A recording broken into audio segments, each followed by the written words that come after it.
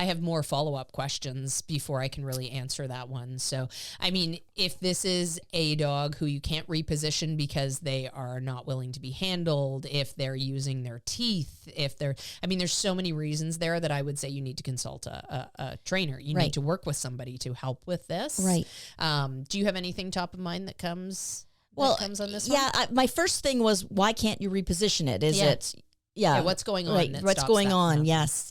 But because truly, I mean, technique works on Chihuahuas and technique works on 200-pound English Mastiffs. Right. Like Yes. There's definitely more heft behind it. But if the dog understands and is not fighting you, right, then there shouldn't need to be a whole lot of force applied to get this position. So, for example, if we're doing a sit placement, if the dog truly understands how to yield to a little bit of leash pressure because we've taught them those skills, then it's not about using more force on the leash to get them into the sit. It's just about the motions of placing them. Yes. So, yeah, I think you definitely would want to get the dog enrolled in an obedience class and with an instructor who is going to teach, when we put a bit of pressure on you, it means to move in a good way. We do that in our classes because all dogs have to be examined at the vets. Yeah, you got it. So they do need to be able to, yield to pressure when we put that bit of pressure on them. So it's a learning. It's not going to happen overnight. It would be a learning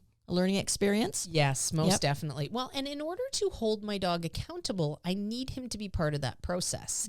And I need to have skills that allow me to do that. Right. And of course, I don't want to be super rough with my dog in doing that, but I need to insist. Right, yes. So when it comes to things like the sit placement, when it comes to things like the down placement, for example, these are such important tools to have to be able to hold our dogs accountable and say, you know what, sorry, buddy, I told you to lie down. Right. You need to lie down. You need to do it, Or yes. I told you to remain in that lie down because, that's what's keeping you safe in this moment, or that's what I'm asking you to do. Yes. So if you get up, I need a way of saying, nope, you have to get back into that down. And I need a way of saying it without it becoming a big battle. Right, yes, or definitely. without my dog panicking. So we've conditioned all these placements and whatnot beforehand. So I would say that's the best answer. Right, yes. It's time to work with a And if you look trainer. at other types of animal training, if someone's training a camel or or a dolphin, you aren't able to reposition those animals too. So there's, if everyone has different methods and different ways to work. So,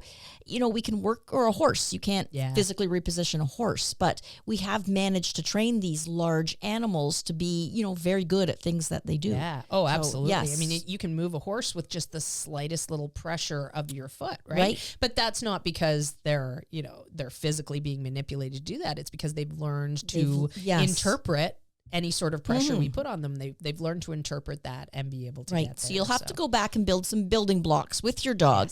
But we definitely don't need to out-muscle a dog to train it.